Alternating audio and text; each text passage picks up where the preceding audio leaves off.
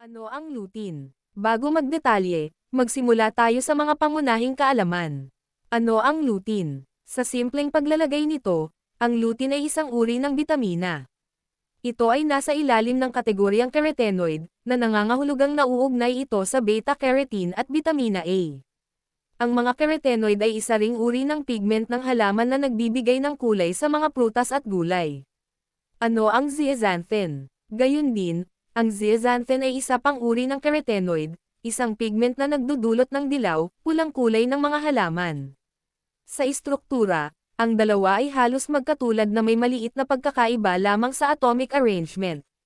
Kaya alam natin na ang lutein ay mabuti para sa atin, ngunit paano nga ba? Paano maging kapaki-pakinabang ang lutein para sa ating kalusugan sa mata pati na rin sa ating balat at utak?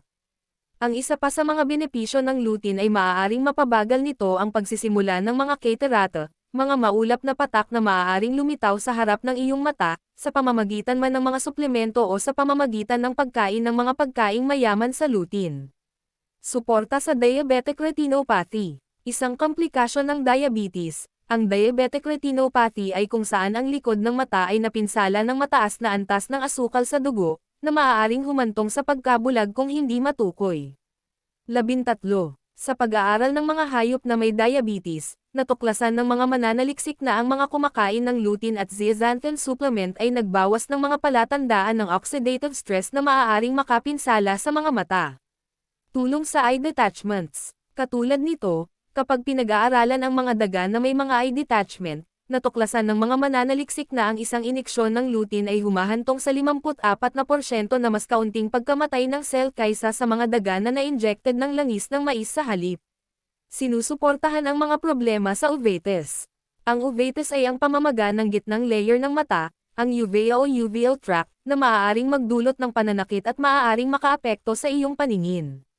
Gayunpaman, ipinapakita ng mga pag-aaral na ang supplementation ng lutein at zeaxanthin ay maaaring makatulong upang mabawasan ang anumang pamamaga na kasangkot sa proseso. Ang iyong katawan ay hindi natural na gumagawa ng lutein, kaya kailangan mong isama ang mga tamang mapagkukunan sa iyong dieta upang umani ng mga benepisyo. Ang lutein at iba pang mga carotenoid, tulad ng zeaxanthin, ay maaaring makatulong na maiwasan o mapabagal ang macular degeneration. Ito ay isang sakit sa mata.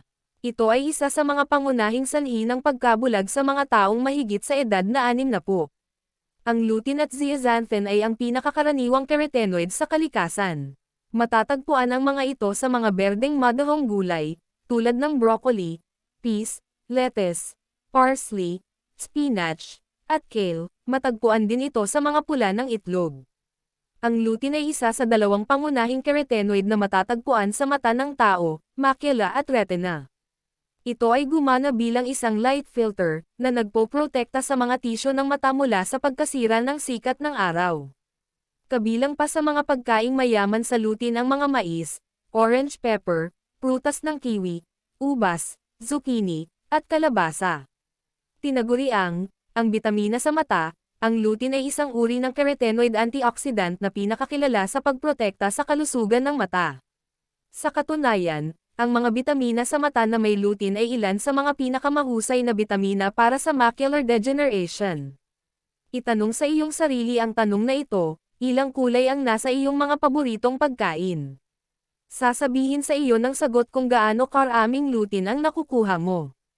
Tulad ng maraming iba pang uri ng antioxidant, ito ay matatagpuan sa mga pagkain na may matitingkad na kulay tulad ng mga prutas at gulay, lalo na ang mga madahong gulay at mga uri na malalim na kahel o dilaw.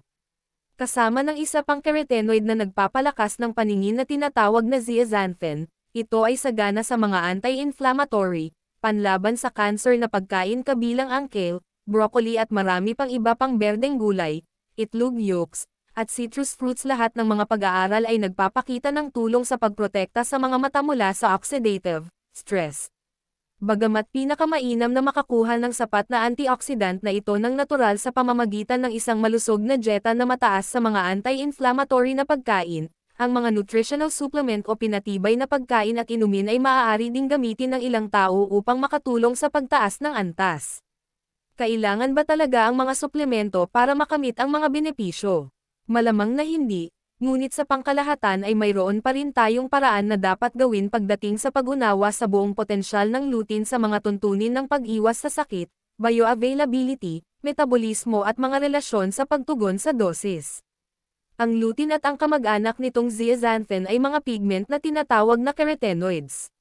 May kaugnayan ang mga ito sa iba pang mga carotenoid, tulad ng beta-carotene at lycopene. Kapag kumakain tayo ng mga pagkaing mataas sa lutein o iniinom ito sa anyo ng suplemento, pinaniniwalaan na medyo madali itong dinadala sa buong katawan, lalo na sa mga bahagi ng mata na tinatawag na macula at lens. Sa katunayan, mayroong higit sa 600 iba't ibang uri ng carotenoids na matatagpuan sa kalikasan, ngunit halos 20 lamang ang nakakapasok sa mga mata. Sa 20 na iyon, ang zeaxanthin at lutein ay ang dalawa lamang na idineposito sa mataas na dami sa macular na bahagi ng mga mata. Ang impormasyong ito ay para sa mga layuning pang-edukasyon lamang at hindi nilayon na maging kapalit ng medikal na paggamot ng isang propesyonal. Kumonsulta sa kanilang manggagamot o sa mga professional health care, ito ay dagdag kaalaman lamang. Maraming salamat po.